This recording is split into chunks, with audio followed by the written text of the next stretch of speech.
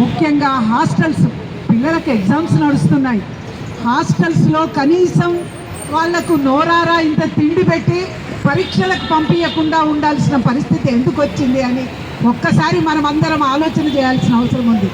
ఈ ఉపద్రవం వెనకాల ఖచ్చితంగా సామ్రాజ్యవాద దేశమైన అమెరికా ప్రపంచ దేశాలన్నీ తన చెప్పు చేతుల్లో ఉండాలి, తాను చెప్పినట్టు నడవాలనే ఒక కాంక్షతోనే ఈరోజు ఇజ్రాయెల్ను కలుపుకొని ఇరాన్ మీద యుద్ధానికి పూనుకుంది, దురాక్రమణకు పూనుకుంది.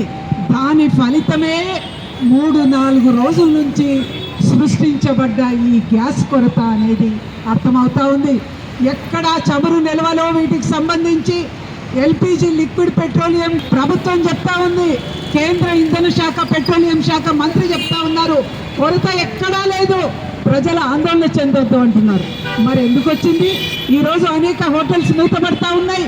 ఇళ్లల్లో గ్యాస్ దొరకక ఈరోజు గ్యాస్ బుక్ చేద్దామంటే రిసీవ్ చేసుకోవట్లా.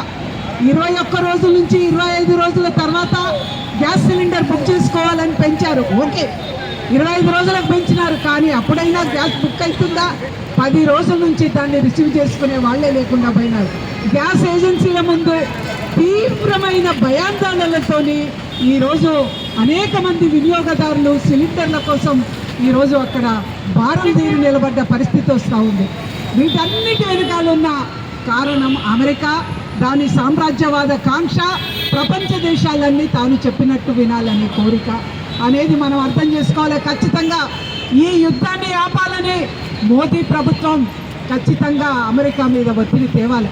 ఒకటే సందర్భం నేను గుర్తు చేస్తున్నా, 2003లో కూడా ఇట్లాగే అమెరికా ఇరాక్ మీద యుద్ధానికి పూనుకున్నప్పుడు అప్పుడు వాజ్పేయి, అటల్ బిహారీ వాజ్పేయి ప్రధానమంత్రిగా ఉన్నారు. ఆ ప్రధానమంత్రిగా ఉన్న సమయంలో పార్లమెంటులో ఏకగ్రీవంగా తీర్మానం, యుద్ధాన్ని వెంటనే ఆపాలి, ప్రపంచ ప్రజలకు తీవ్రమైన నష్టాన్ని కలిగిస్తుంది కాబట్టి వెంటనే ఆపాలని ఆ రోజు పార్లమెంట్లో తీర్మానం చేశాం. మరి ఇప్పుడు కూడా పార్లమెంటు సమావేశాలు నడుస్తూ ఉన్నాయి.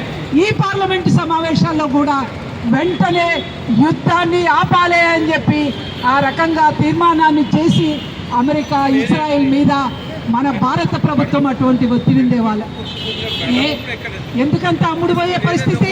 ఈరోజు నీ దేశానికి సంబంధించిన రాజ్యాంగం లేదా, విదేశాంగ విధానం లేదా? అమెరికా ఎట్లా చెప్తే అట్లా వాణిజ్య ఒప్పందం చేసుకుంటావా?